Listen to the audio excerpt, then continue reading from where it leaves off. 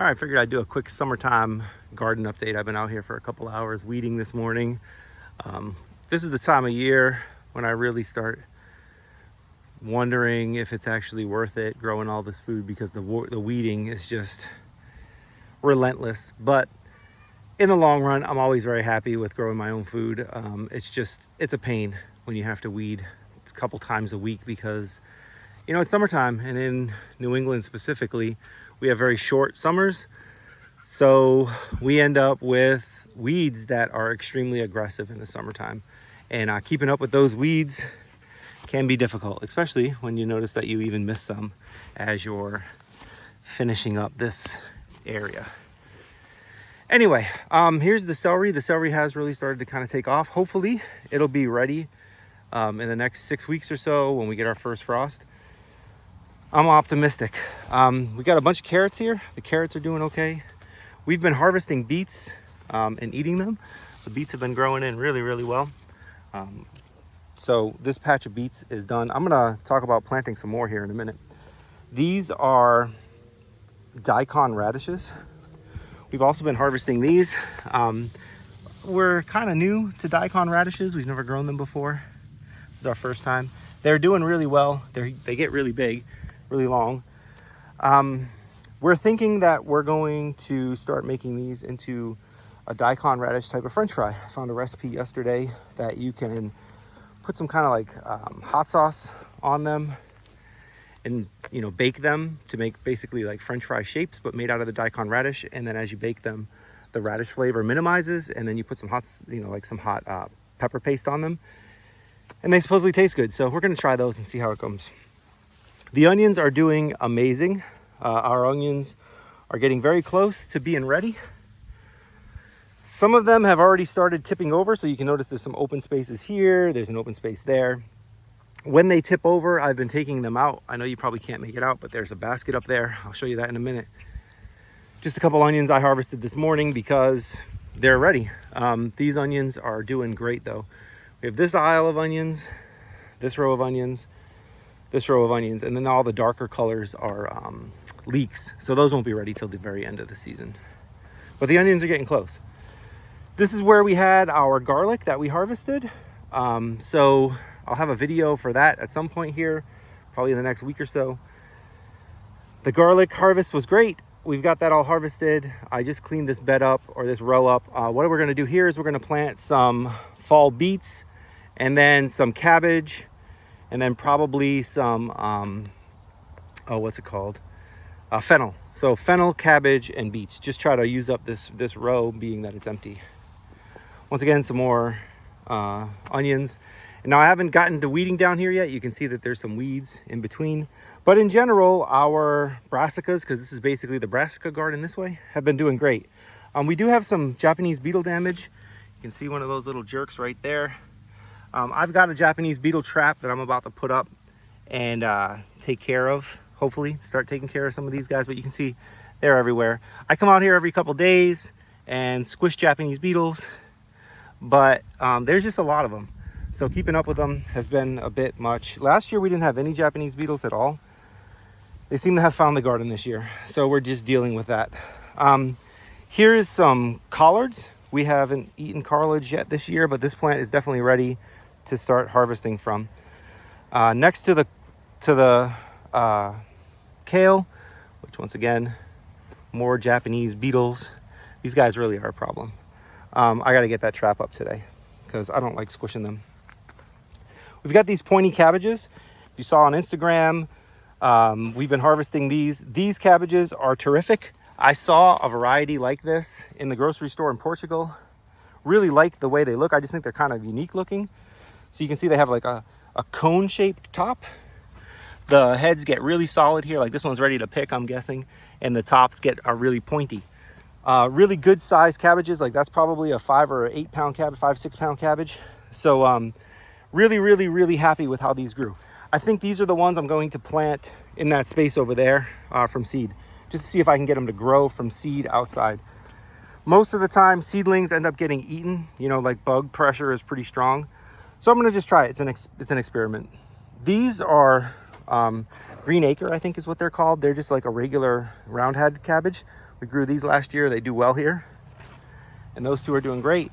And then these are, I don't remember the pronunciation, but these are the giant cabbages. We got a 12-pound, I think it was, last year cabbage from this variety. Maybe more. Maybe it was 15.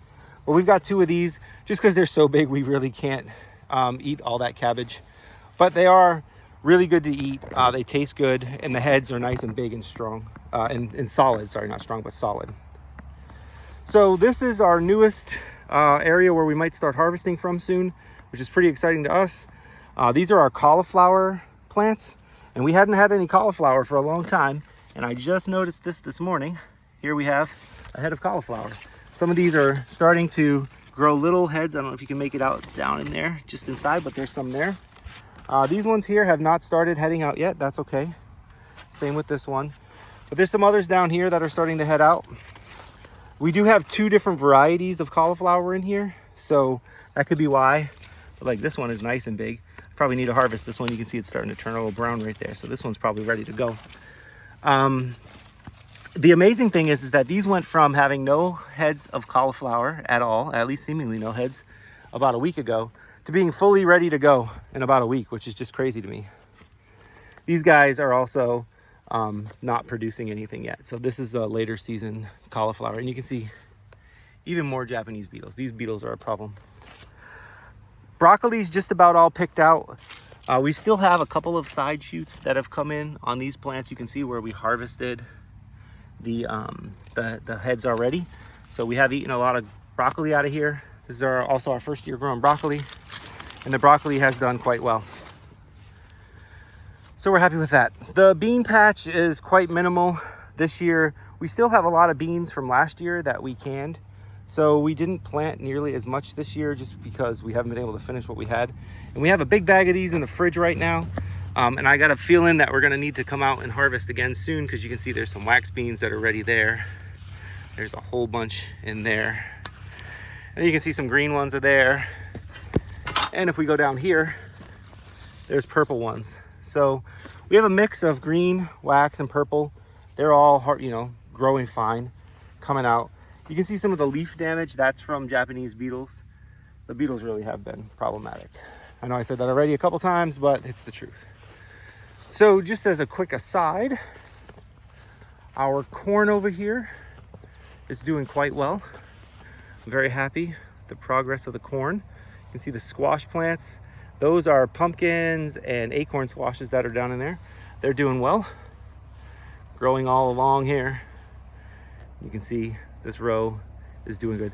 I'm not sold that we're gonna get a ton of great corn out of here due to the fact that the corn is only 2 rows deep. To do, a good crop of corn, you really should grow it in big squares. That way, when the pollen falls from those top pieces up there and hits the silk on the cobs, you get a good pollination rate. Here, because the wind blows, right, if you only have 2 plants wide, it could blow all the pollen off, or the pollen could all go that way. It's kind of a crapshoot when you plant them like this. I really just wanted to make use of this space this year, so I threw some corn in here. I'm not going into it expecting to get a ton of great corn. If we get some, then that's amazing, and that's a plus. But if not, it's not the end of the world. So you can see that these do have 2 ears. So there's one there, one there. A lot of these plants have 2 ears per stalk, which is nice. So I'll probably grow this variety again next year. The variety grew well. It grew pretty fast. And the plants are pretty tall. I would say, some of these are easily, I'm 6 feet tall, and they're probably 6 inches taller than me. So 6'6", maybe get to 7 feet. That's a weed that somehow escaped me, and now it's so big that I'm afraid if I pull it out, I'm gonna disturb the corn next to it. So that weed gets to live right now. I will probably come out with some lobbers, cut it down at some point. But yeah, so that's what those are looking like. You can see those bushy looking things, those are asparagus. We've let the asparagus kind of grow up just to kind of get an eye of where it is. And then our blueberries are just about harvested out. We harvested a lot of blueberries. We made blueberry jam. We made blueberry muffins. We ate blueberries with yogurt. A lot of blueberries eating over the last couple weeks. All right, let's move on to the second garden bed. The second garden bed has potatoes. The potatoes are looking a little beat up right now. But that's because we have a constant battle with Colorado potato beetles. The Colorado potato beetles are just relentless. I don't know if you can make them out, but there's a bunch of babies right there on the plant. Those are the little nymphs. So the potato beetle comes, it lays eggs under the leaves. The leaves protect the eggs hatch, they turn into those little nymphs, and then they get bigger and they turn into these gross looking things. So I got to come out here once every couple days and just squish these things. They seem to be absolutely resistant to all kinds of pesticides. And I try not to use a ton of pesticides in the garden because I prefer not to eat pesticides. So yeah, it's just a constant battle. But even though the potatoes look a little beat up, they are growing potatoes just fine. The potato crop is looking good. It's pretty healthy.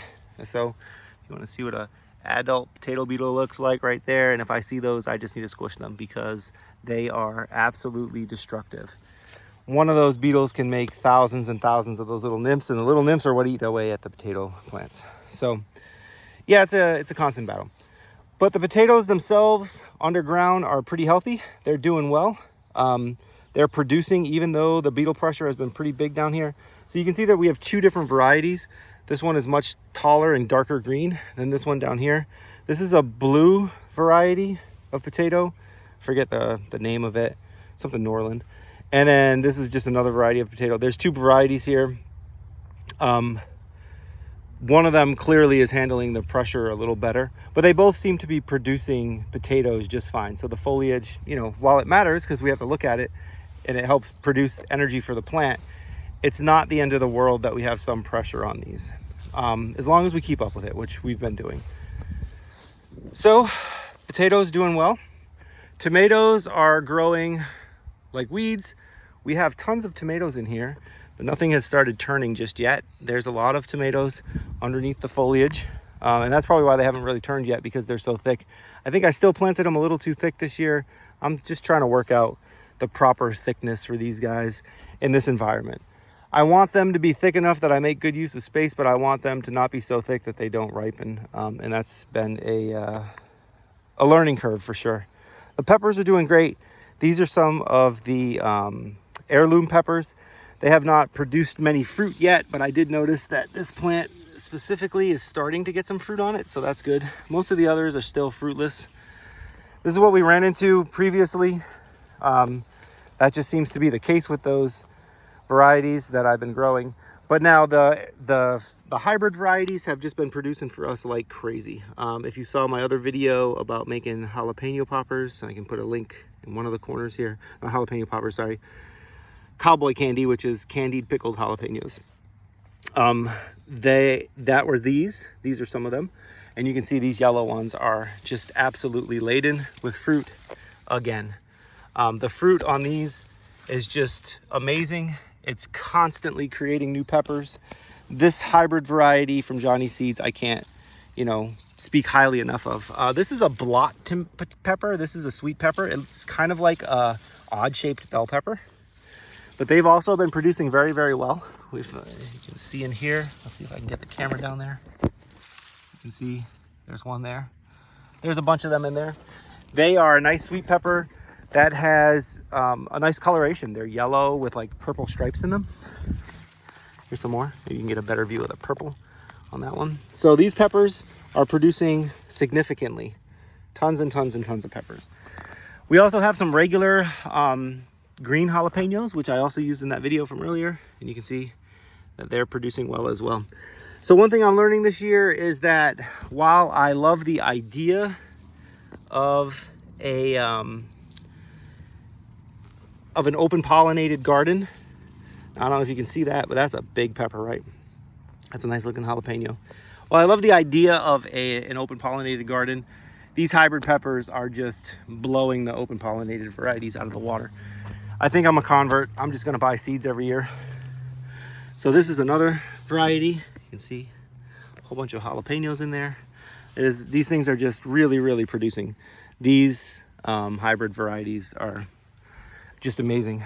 We also have some yellow zucchini. We've been eating the zucchinis pretty regularly. For us, what we find is that 1 or 2 plants is plenty enough for us. We can't eat enough zucchini. These things just, they produce fruit nonstop. So once they get going, we basically can't keep up with it. And you'll notice like this, we just harvested these guys the other day. And so there's something going on with that side of the plant right there. But yeah, it's crazy. So this piece of the plant just came off. It was rotting. I don't know if maybe a borer got in there or something. Maybe a vine borer, but we'll just get rid of that. The other side of the plant seems fine though. So yeah, the zucchini is just growing like nuts. Once again, tomatoes all the way up the line there. So let's go throw this zucchini into our basket here. I have to always take a basket out when I come to the garden because you never know what you're gonna need to harvest at the time. My little face mask for the bugs. Here's that beetle trap I was talking about. I gotta put that up somewhere. And here's some peppers, some onions that were harvested today. So these are all pretty good size. We got one red one that's kind of small. This one looks like it just got ready too early, but that's all right. It'll still be edible. So yeah, I've definitely got to string these guys up a little more. They're getting a little gangly. And over here we have our tomatillos and our ground cherries. And the tomatillos are looking nice. We have a ton of fruit on them.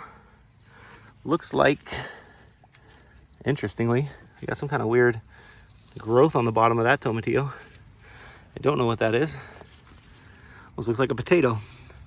But yeah, lots of tomatillos in here. They haven't really been ripening yet, but I'm guessing that will happen soon. More tomatillos. You can see there's a couple pieces of grass in there that I gotta somehow get out. And then we'll get into some ground cherries. So the ground cherries are down here, and these have been starting to ripen. So like this one, if I bust this guy open, maybe you can get a look. That's a nice ripe ground cherry. Now these guys are delicious. They're very sweet. They're not anything like a tomatillo. Tomatillos are kind of, I don't know, we don't really love the taste of tomatillos. We're gonna try and make salsa verde with them. So that's why we grew them. But the tomatillos have been ripening, as you can see. Like there's a yellow one. So that one's ripe. There's another one. I gotta get out here and just start picking these guys because they're ripe. And then you can make jam with these. You can make, you can just eat them. You know, they're pretty good just to eat by themselves. But they come in this little paper. And if you break the paper, there's a tomatillo. I mean, the ground cherry. So a ground cherry looks just like a tomatillo, right? Just smaller. And they taste better, in my opinion. But we have a couple of those plants. They're doing well. And then there's some more peppers over here. These were just like thrown in. And here's one of our variety of tomatoes that we grow. It's the striped cherry tomato. And you can see it's already suffering from disease while all the rest aren't. And that's another open pollinated thing that we seem to run into, is that we run into disease pressure on our open pollinated plants, whereas our hybrids seem to be much more resistant. So this guy is really tall, but has no fruit yet. This one has a ton of fruit. A lot of jalapenos in there. So the garden's doing really well. Got a ladybug in there. Make sure you get all those aphids, little ladybug. We don't have too much of a problem with aphids, but I do notice that we have a lot of ladybugs. So I'm gonna equate the two, right? Ladybugs are eating the aphids. Now, if only ladybugs would eat these stupid Japanese beetles. But okay, so that's a quick garden update for today. Just kind of wanted to show around, give an update on how things are doing. The garden is really doing well. We're very pleased with how it's going. Like I said, I definitely am getting tired of the summertime weeding, but it's worth it when you sit down and eat food that you know was grown without any chemicals, with rain and water from our well.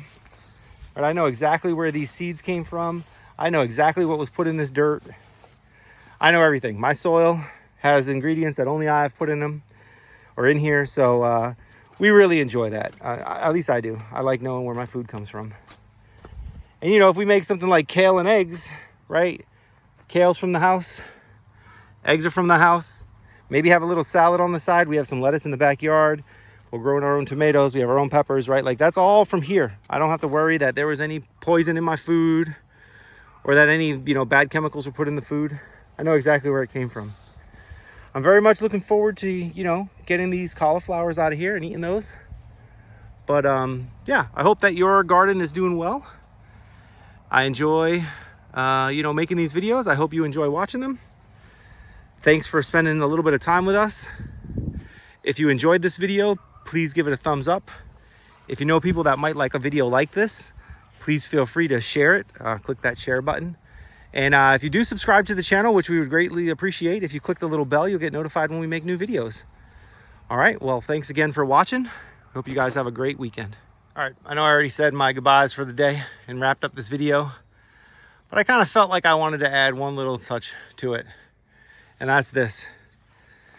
This is our compost pile way back there. This thing has just gone crazy with pumpkins. We had pumpkins left over from last year, so we've of course threw them out in the compost. The pigs don't seem to really enjoy eating pumpkin that's raw. We didn't feel like cooking them, so we just threw them in the compost. You can see we've got bees happily pollinating these guys, but the pumpkins have grown just absurd. You can see they're going up the bushes over there. They're all the way down there, way over into the forest over there. That's got to be 15 feet across this way and easily 20 feet that way, maybe 25 feet. This pumpkin patch has just gone out of control. It's funny to me, you know, we planted pumpkins with those corn, fed them, watered them, and you saw they're not even, you know, they're small. They're not even close to this. This one, throw the pumpkin seeds out in a pile of compost. Now, of course, compost is very rich, nutrient rich, so it just goes to show you they're pulling that nutrients. But still, like the amount of growth out here compared to the garden is crazy. And as you can also see, this is in the shade. These guys are not in full sun all day. They're in shade 50% of the day. Doesn't seem to matter. And we are getting lots of pumpkins in here. You can make that out. There's a pumpkin there. There's more on the inside that I can't get to. I think if I remember right, there was one over here somewhere. Yeah, there's a little one right there. There's also some kind of things that I don't even know what they are. There's some kind of white pumpkin maybe. I don't know. I don't remember throwing a white pumpkin outside, but that doesn't look like a regular pumpkin. These are like perfectly smooth. There's no wrinkles on them or no ridges on them. Yeah, we've got a plant producing these. I don't know, maybe it's a cross between some of the pumpkins that we grew last year. Here's another one. These guys are white. You know, I don't know where we would get white pumpkins from. But, oh, and look, more Japanese beetles. Like I said, guys, they are a problem. But you can see there's flowers everywhere in here. Everywhere you look. Most of them are male flowers. But there are flowers all over the place. And I can't even get to the compost pile anymore. The compost pile is impossible to get to. So we've been putting compost on the far end, just hoping that at the end of the year we can scoop it up, put it back into the pile. But yeah, wanted to show this because this is probably the most impressive plant in the yard, and I've got nothing to do with it. I can't take any credit for it at all, right? Like, this is just nature doing its thing. You throw a pumpkin out in the compost pile in the wintertime, springtime, the pumpkins pop up. The chickens didn't eat the pumpkins for some reason, or the pumpkin plants, and yeah, just kind of happened. I just noticed here, I don't know if you make it out, but this is a pumpkin vine, and this pumpkin vine is all the way to there. So that thing goes all the way back to there. These vines are just huge, and they're just growing everywhere. So this fall, I fully expect that we're gonna have just a ton of pumpkins on the ground, right? Once this plant dies back a little bit, we'll be able to start picking those. Or maybe if we can start seeing them when they turn colors, we'll be able to find the orange ones in there. But anyway, thought I would show you that just as a little update. So I know the video is already over. Hope you enjoyed the extra content. Have a good one.